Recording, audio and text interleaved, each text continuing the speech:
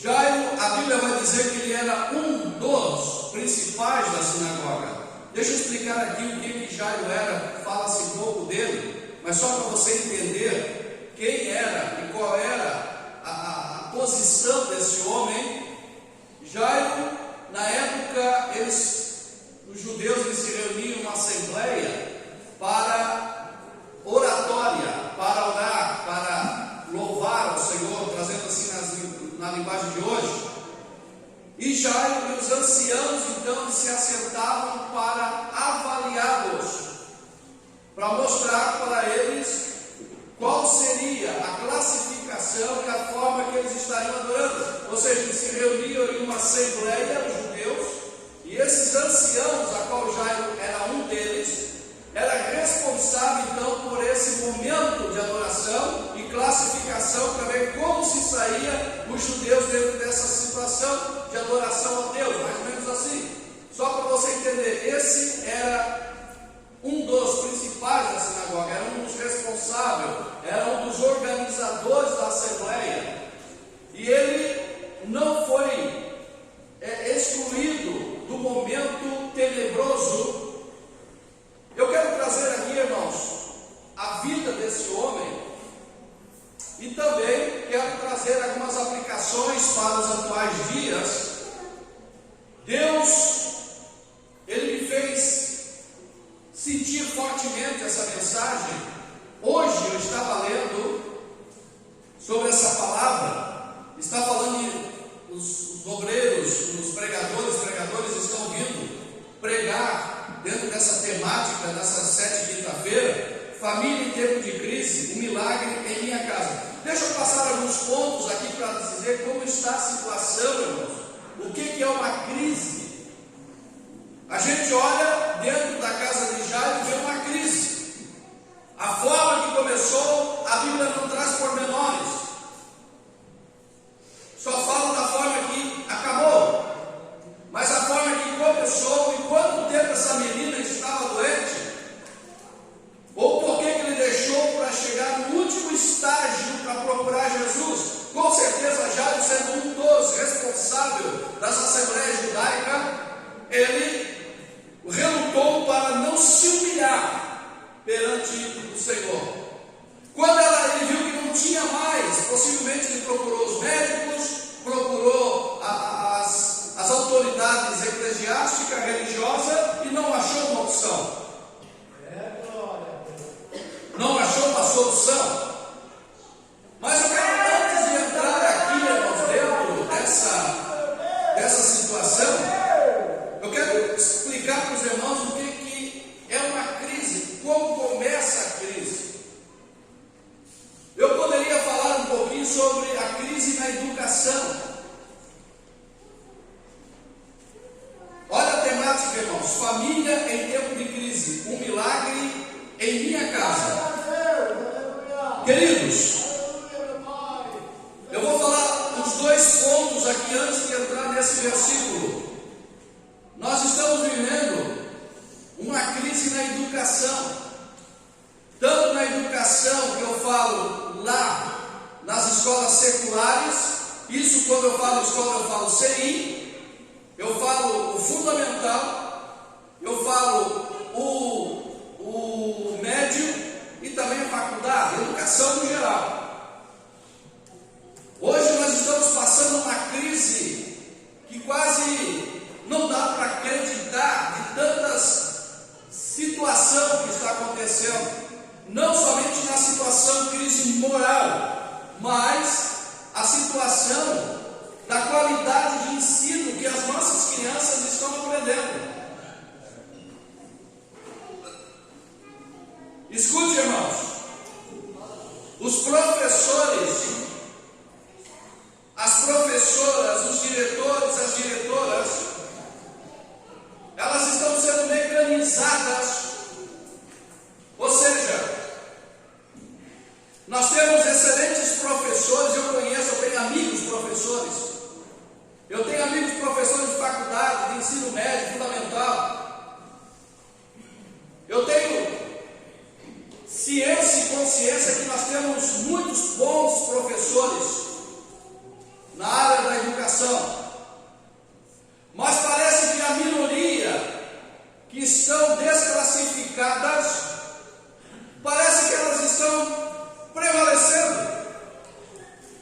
bagunçando. Professores hoje lá nas nossas crianças, CIs, estão querendo invertir os valores dos nossos filhos. E as leis que estão aí em iminência, irmãos, e alguns estão circulando, querendo evitar que o pai e a mãe eduquem os seus filhos. Aonde nós chegamos e foi tirada a autoridade dos pais de educar os seus filhos? Eles estão querendo incutir nas crianças, irmãos, porque a uma certa idade já tem uma formação, então eles estão querendo pegar essa geração e dominá-la. Isso para nós, cristãos, para nós que somos tementes ao Senhor, é uma crise. Para pessoas que não temem a Deus, isso é normal. Colocar o menino lá no banheiro das meninas, as meninas no banheiro dos meninos, isso é normal para eles. Mas para nós não, irmãos. Para nós é uma crise que está acontecendo na educação.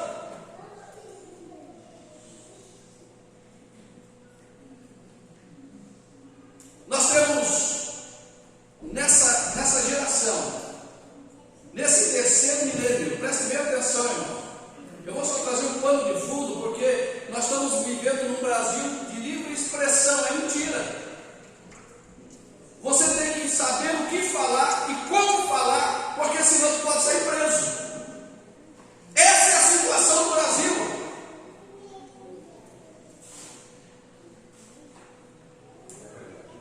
Como eu tenho um canal do YouTube, irmãos, eu tenho que cuidar muito, porque teve um ali que foi bloqueado.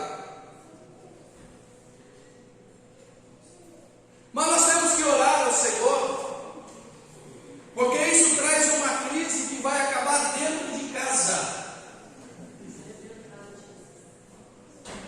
Teve uma palavra bem importante que a irmã Cida que falou, e eu repito: a gente não tropeça em pedras grandes, a gente tropeça em pedras pequenas. Você tropeçou, você não vai tropeçar numa muralha, você vai tropeçar em algumas coisinhas que estão ali te atrapalhando. E essas coisinhas, irmão, você pode ser atropelado em casa, traz um reflexo. Porque daí os filhos começam a fazer questionamento com os pais. Olha a ligação, irmão. Aí começa a fazer questionamento com os pais. Acontece crianças de 7, 8 anos fazendo questionamento com os pais. Estão escutando lá essas barbáries, essas coisas estupendas que eles vão conversar com os pais. Por que é assim, assim? Por que vocês falam assim, o pastor fala assim? Lá eles estão falando todo o contrário. E se tiver um professor temente a Deus e for falar de Cristo, vai sofrer sérias consequências. Agora, se falar da ideologia de gênero, aí pode falar, não tem problema. Ou seja, a minoria está pintando e bordando, e nós não estamos fazendo nada. 80% do Brasil são cristãos. 80% de uma forma ou de outra, eles estão indo para uma igreja. Estamos de braços cruzados, queridos. Estamos vendo a minoria avançando e nós de braços de jeito nenhum. Nós não podemos aceitar esse tipo de coisa.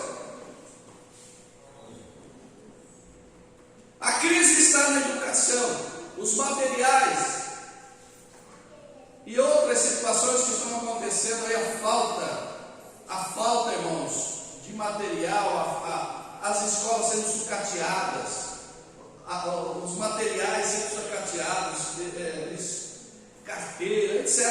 Irmãos, está uma tristeza, é uma crise, mas a questão ainda, a crise maior na educação é a falta de temor a Deus e a forma que eles estão querendo inverter os valores. Paramos nessa situação. A crise social, eu poderia falar aqui, não vou pular essa aqui, irmãos, porque a crise social está uma coisa terrível. A mortalidade infantil, o crescimento da violência, preste bem atenção nisso aqui, irmãos, crise. O crescimento da violência nos grandes centros é de impressionar. A cada dia que passa, os crimes cometidos por crianças e adolescentes aumentado mais e mais. Milhares de crianças todas as noites em nosso país vão para a cama, e quando ainda tem cama, muitos ainda hoje vêm de estômago vazio, queridos. Crianças que ainda, infelizmente, com seus 10, 12 anos são analfabetos. Nós temos ainda o analfabetismo, irmãos, muito forte no nosso Brasil. Mas nessa geração, muita gente não sabe ler. Uma vez eu descobri que uma irmã não sabia ler. Eu não sabia que aquela irmã não sabia ler, ali no Fátima, muitos anos atrás, porque quando nós fomos perceber, ela colocava o inário de cabeça para baixo e a Bíblia de cabeça para baixo. Para ela tanto fazia. Então a gente percebeu que ela não sabia ler, porque infelizmente ela tinha a sua timidez dentro dessa área. É inacreditável, irmãos, hoje dizer que ainda o analfabetismo é forte no Brasil. Mas é. Mas aqui nós não queremos bater tanto. Crise na saúde. Tudo isso eu estou dizendo, irmãos, porque eu quero chegar na casa. Crise na saúde. Os remédios falsificados. Muitas falsificações de remédios que você nem imagina. Tem remédio que você acha que vai melhorar, você vai para o caixão.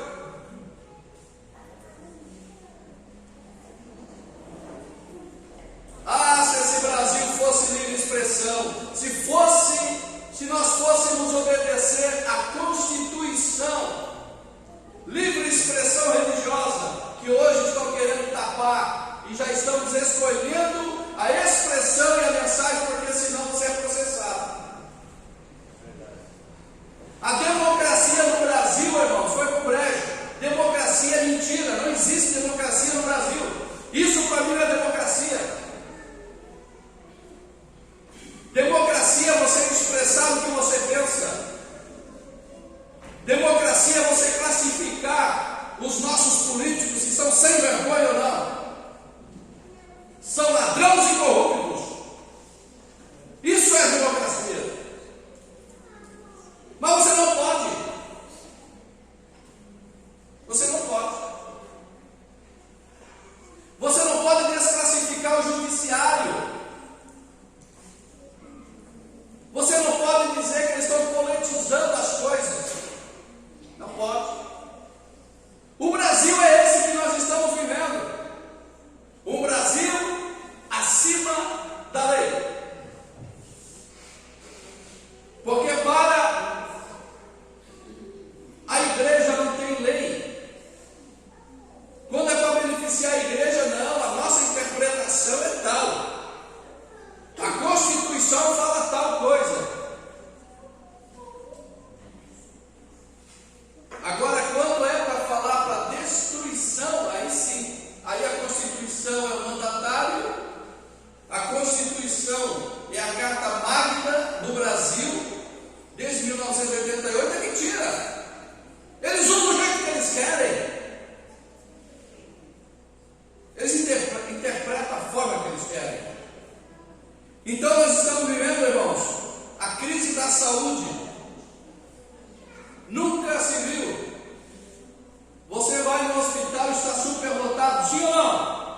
Amém. Você vai no PA e está superlotado. Você vai no posto de saúde e está lotado.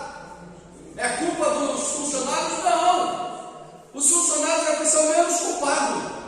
A culpa é dos colarinhos brancos que estão lá sendo beneficiados com essa crise.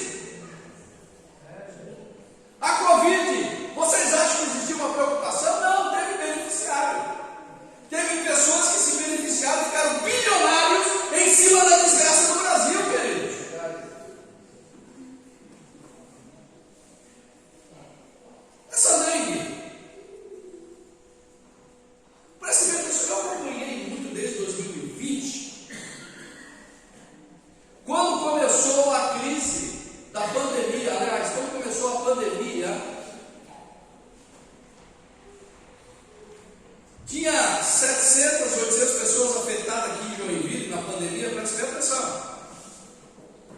Já tinha 10 a 12 mil com a dengue em 2020. E não tinha um alarme da dengue, só da pandemia de 600 pessoas.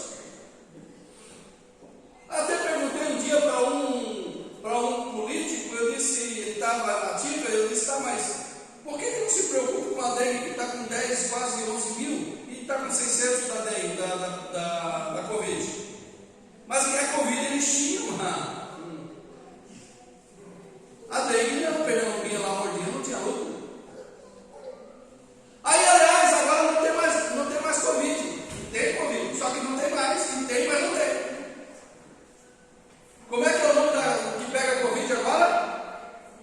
Como é que é o nome dela? O nome aí, irmã Sandra, a senhora que é enfermeira. Como é que é agora o nome da Covid? Não falo mais Covid agora. Falo uma outra situação. Variantes. Agora não é em Brasília, não é mais nada. Não está em Brasília, é variantes. Agora é variante. Acabou o Covid. Só que a dengue, agora estão todos preocupados com a dengue. Mas por que nos preocupar em 2020 com a dengue? Está o mesmo número.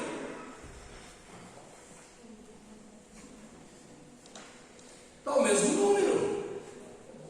Faça um estudo e olhe 2020 para 2023, não mudou nada. A minha pergunta é, por que está desde 2020 até 2023 só em orientação e nenhuma execução? O que foi executado para acabar com os mosquitinhos? Nada. Passava aquele vaporzinho, pararam de passar vapor, eu não vi mais. Descobriram que o vapor só matava filhote. Eu vou se matar filhote também, tem já não vai crescer. Mas pararam. Vamos continuar a orientação, não pode deixar água parada, não pode o quê. Irmão, está 3 anos. Mas o que se está fazendo para matar o mosquito? Nada. Isso é crise.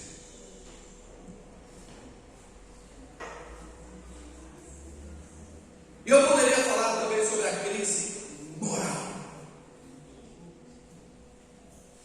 A inversão de valores.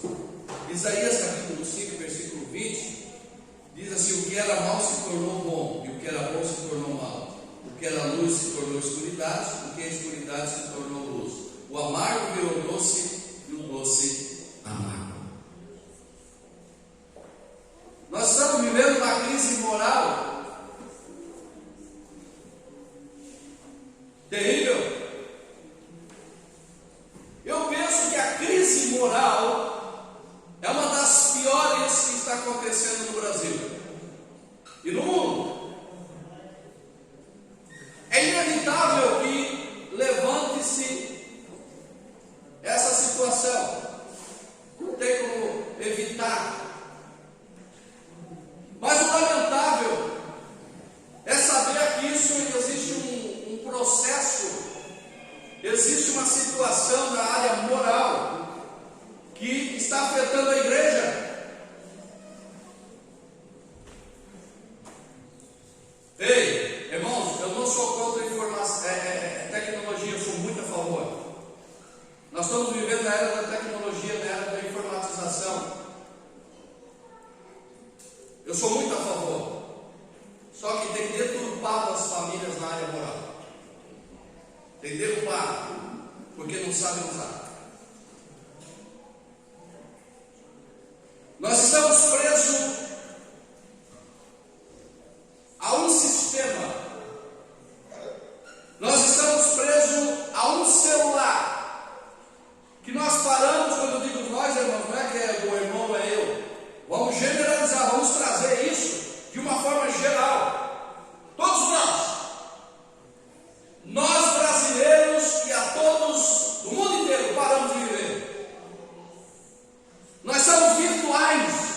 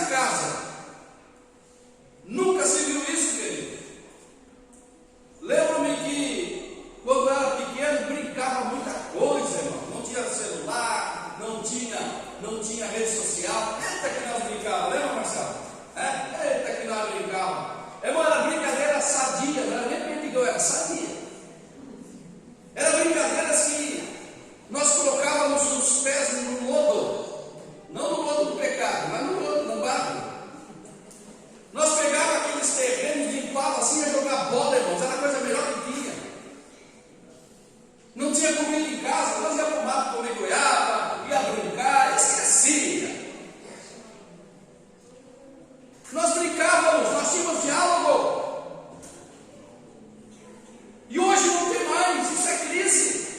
Nós estamos entrando numa crise familiar e não estamos percebendo, nós não estamos olhando para trás, como o túnel está ficando longe a sua abertura. Nós estamos se infiltrando. Meu Deus, tem tanta coisa aqui nesse versículo, irmão. Pena que as horas passam muito rápido. Mas, queridos, entenda o pastor Wilson, tudo tem um limite. Tudo tem um limite. Isso é em todos os sentidos. Irmãos, volto a dizer, a tecnologia foi a melhor coisa que veio. A informatização foi a melhor que veio, irmão. Você consegue coisas assim, a um estalar de dedo. Só que a igreja não estava preparada para receber. A igreja não estava e não está preparada para receber o alavanche tecnológico. Porque nós se distraímos, irmão, nós se distraímos. Tem gente dentro da igreja que não presta atenção no culto, só no celular.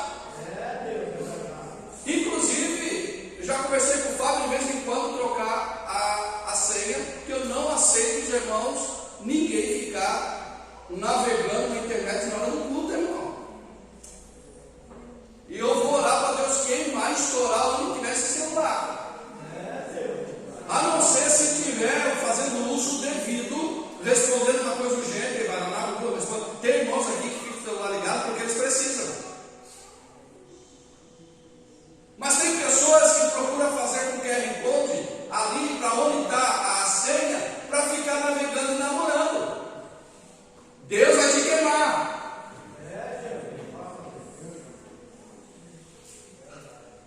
A igreja nós temos tão pouco tempo, né? E é tão gostoso adorar a Deus. Aí nós perdemos tempo, irmão, com porcaria. Ensina o teu filho a não fazer isso na casa de Deus, irmão. Ensina o teu filho a não entrar com o celular dentro da igreja. E não é só vocês não, tem pastores aí, queridos. Tem obreiros, tem presbíteros, tem diáconos, tem auxiliares. Nesse Brasilzão afora aí, estão perdendo o foco. Aliás, não tem nem Bíblia mais. Vão lá no teólogo Google. E aí vão, e daqui a pouco já estão pregando tudo que está escrito ali. Eu só admiro a inteligência deles, copiar tudo de cabeça e jogar para a igreja. Não sabe nem quem foi o autor daquela escrita. Então, queridos, nós estamos vivendo uma era e nós temos que tomar cuidado.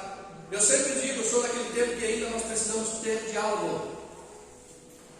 Lembro-me, eu me criei sem pai, só com a minha mãe. Minha mãe foi uma heroína, foi uma valente. Mas eu tinha amigos meus que quando os pais chamavam, irmãos, eles estavam lá. Ele dava 2 assobios. No segundo era leve, no segundo tinha que ficar capinando fora. E a gente ficava lá, né, brincando sozinho, mas a obediência era tremenda. Hoje, irmãos, criança de 10, 12, 13 anos sai e volta para que quer, que os pais não estão nem aí. Isso é crise familiar. Isso é falta de administração, falta de disciplina, falta de liderança. E Deus não aceita esse tipo de coisa, irmão. É anátema. Deus começa a apertar. Desculpa, irmão, mas desculpa não, eu não vou pedir desculpa. A mensagem, ela precisa ser pregada dessa forma. Não existe desculpa, irmão. Se João Batista viesse pregar hoje, ele ia pregar para o mundo, irmãos. Eu vim te trazer uma chave. Pega aqui a chave. João Batista ia pregar assim, né? Eu vim te trazer trazer uma chave aqui para você ir lá receber um carro novo, um apartamento. Eu vim te trazer uma chave para receber a tua vitória. Que nada, irmão. Se naquela época o João Batista já chamava raça de víbora, agora imagine hoje. Hoje está pior. E naquela época não tinha tecnologia. Deus já se irou com aquele povo. Irmãos, tem gente que diz que vai haver. Eu não sei, irmão. Sei lá, essas teologias aí. Mas é uma situação adversa que nós estamos pregando. É muito egocentrismo na mensagem para a igreja. Eu vou pregar o que ela quer, o que ela gosta, porque senão eu posso perder perto e nada. É melhor, irmãos, é melhor escutar e ir para o céu do que não falar e essa pessoa ir para o inferno.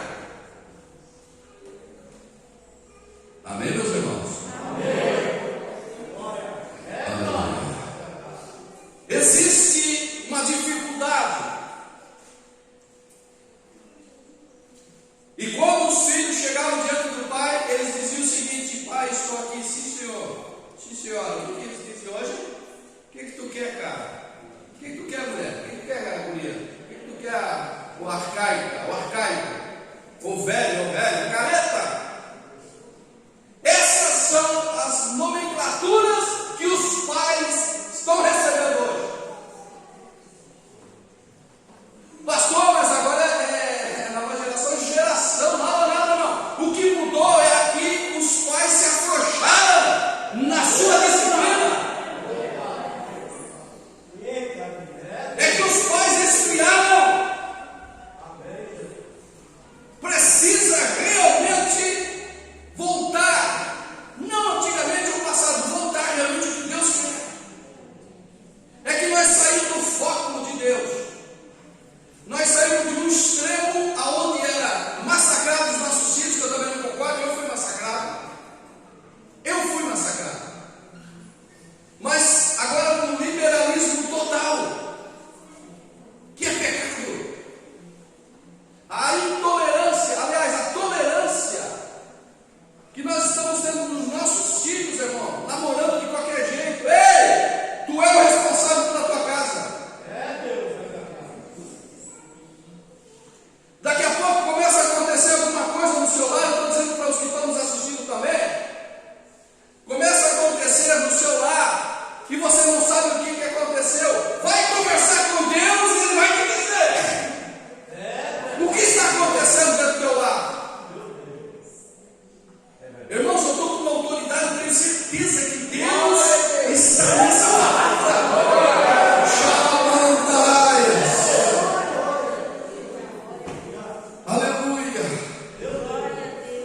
Eu queria realmente estar pregando uma mensagem bem delicadinha, mas não vai ser hoje. Aleluia. A geração não mudou. O que mudou são os educadores. A forma que nós estamos lidando com os nossos filhos, com os seus filhos. Você tem que educar conforme Deus agrada. Aleluia. Para encerrar, porque segundo a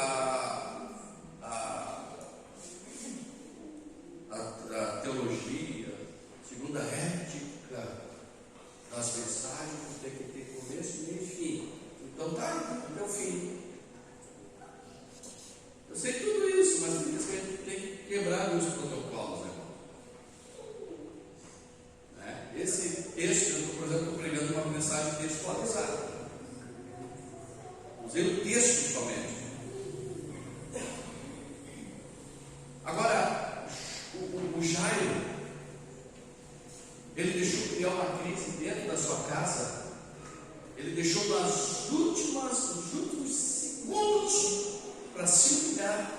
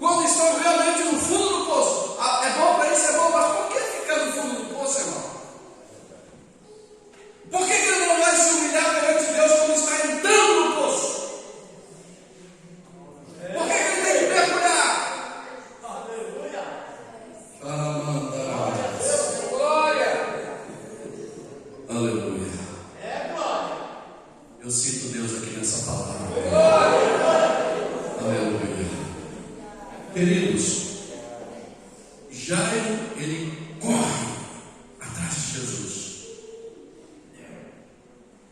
E a Bíblia vai dizer que quando ele estava indo, eu vou adiantar aqui, já vinha outro grupo. Preste bem atenção nessa mensagem. Vinha dois grupos. O grupo que ia com Jesus e o grupo que estava vindo para trazer a notícia. O texto vai dizer o seguinte: ô Jairo, não incomoda mais o mestre, porque a tua filha está morta. Eles esperaram somente para ver a desgraça e ter a felicidade de dizer assim: olha, Jairo, tu foi derrotado. Não adiantou tu procurar Jesus. Não tem esse grupo aí que faz isso, irmão?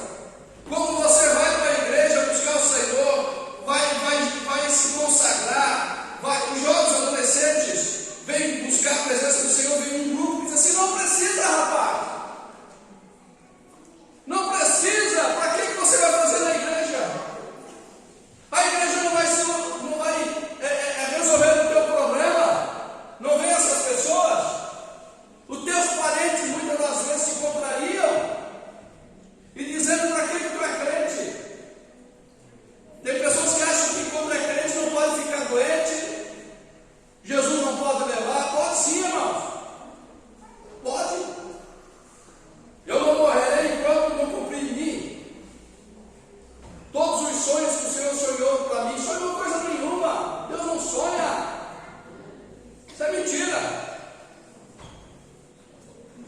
Se Deus sonhasse, existia um quarto homem, um quarto poder, porque ele teria que Deus sonhar para alguém cumprir. Mas só que Deus não dorme, e Ele não sonha, Ele cumpre o teu sonho, porque Ele é acima de todas as coisas. Aleluia. E morre sim, irmão, morre com promessa e tudo. É só você negligenciar, é só você dizer não para Deus que você vai para o barro, com promessa e tudo. Isso está na Bíblia. Tem gente que diz assim: não, Deus tem uma promessa em mim, eu não vou morrer. Não vai morrer? Não. Você pode pedir a bênção e a promessa que está na sua vida, na família. Você pode ser uma família promissora, você pode ser uma pessoa promissora. Mas eu quero te dizer que se você não obedecer a Deus, você morre com promessa e tudo. Eu não escutei uma língua estranha.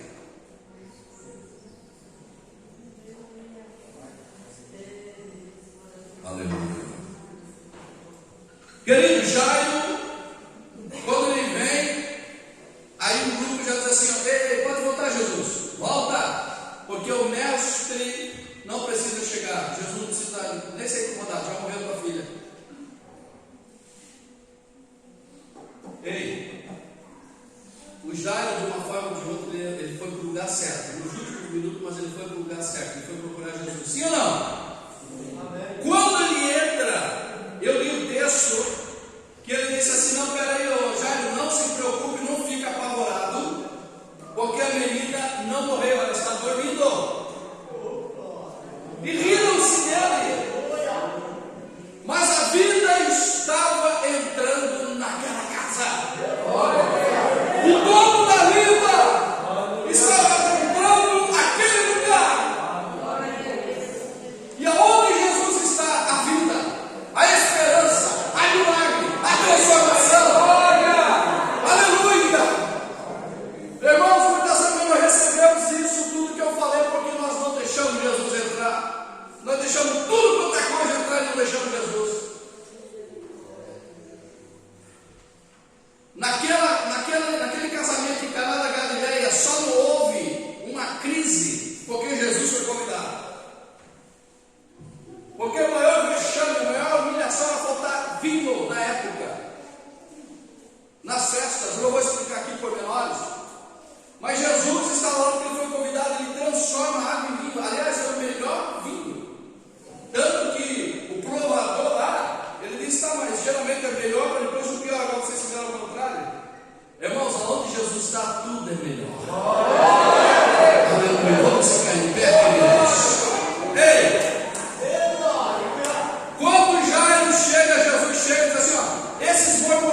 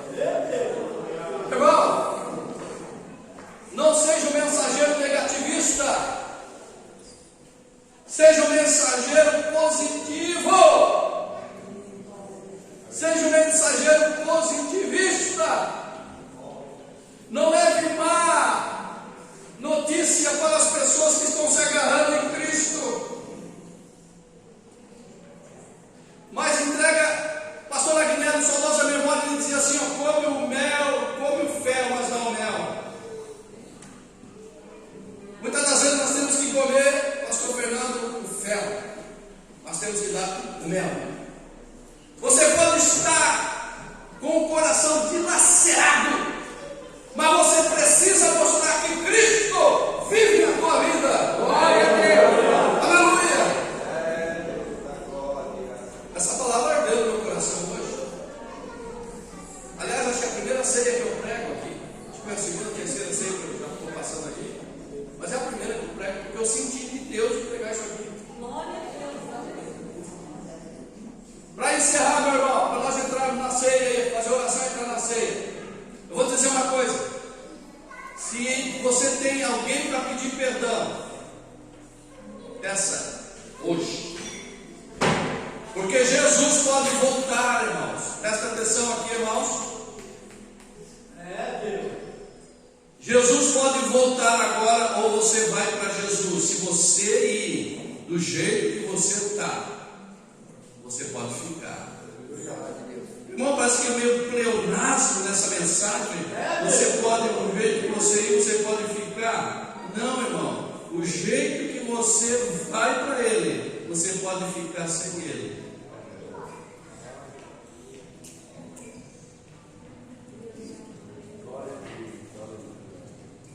Aleluia. Glória a Deus. Irmãos, a coisa mais dura se chama orgulho. Tudo isso que nós pregamos, ela está atrelada também no chamado orgulho. Eu não vou pedir perdão, não é eu que sou culpado, mas a Bíblia diz o seguinte: se teu irmão tem alguma coisa contra você, interessante que ali não fala se tu tens alguma coisa contra o teu irmão, não, é o teu irmão. Se alguma coisa eu deixei falhar, eu preciso pedir desculpa para o meu irmão. E a Bíblia vai dizer o seguinte: se possível, esteja em paz com